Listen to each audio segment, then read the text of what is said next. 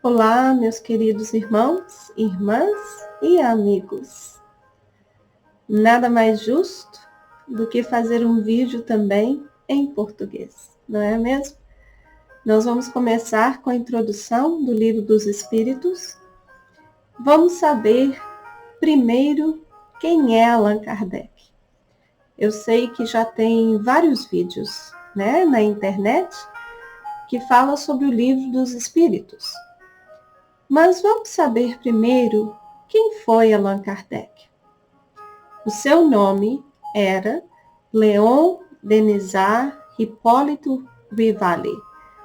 Ele nasceu em 3 de outubro de 1804, numa família que era de Bourg-en-Bresse. E ele era conhecido por muitas gerações, muito distinta, muito honrada e magistrada.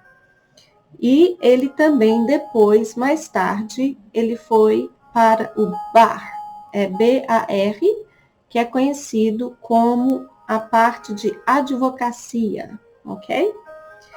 O avô dele, ele era uma pessoa muito elegante, muito distinta, e era a mãe dele de um caráter muito grande e muito bonita, elegante e amigável. E era profundamente de afeição ao Rivaly, ok?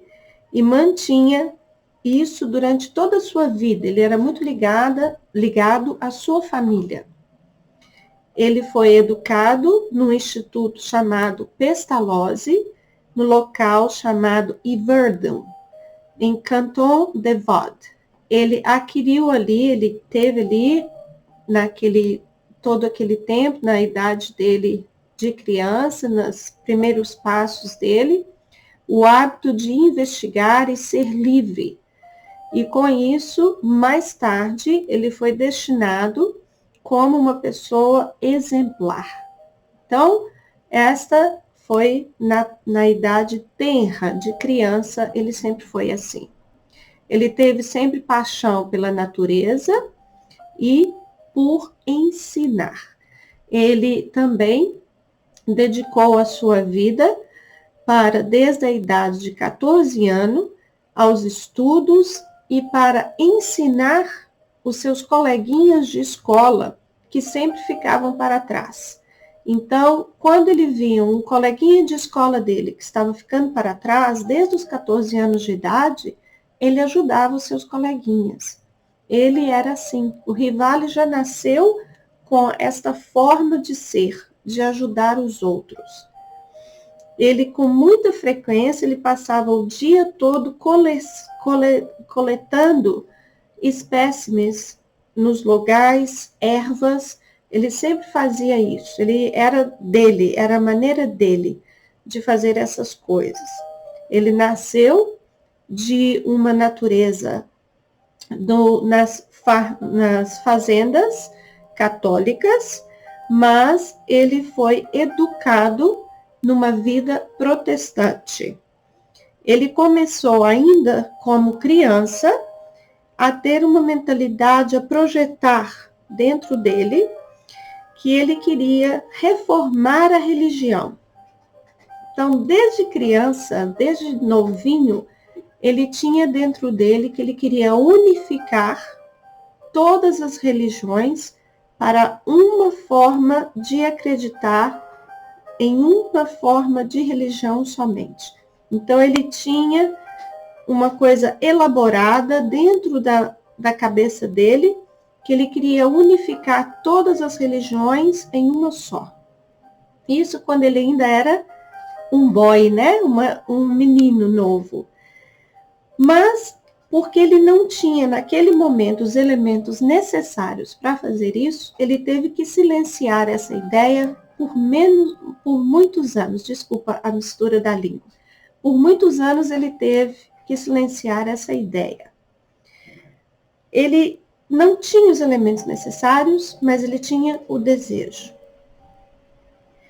Quando ele terminou seus estudos no local chamado Yverdon, ele retornou para Lyons em 1824, com a intenção de dedicar a sua vida aos estudos da lei, ou seja, se tornar um advogado, né? Para vários, mas muitos atos de religião e intolerância, com que ele então encontrou ele mesmo para renunciar essa ideia. Então, o que aconteceu? Tinham atos de intolerância religiosa naquela época, e ele teve que silenciar a ideia de revolucionar a religião, em tornar a religião em uma forma só de acreditar. Atos de intolerância de religião em 1824 fez com que Rivali, Leon Denisard Hipólito Rivali, renunciasse à ideia de unificação da cristianidade naquela época.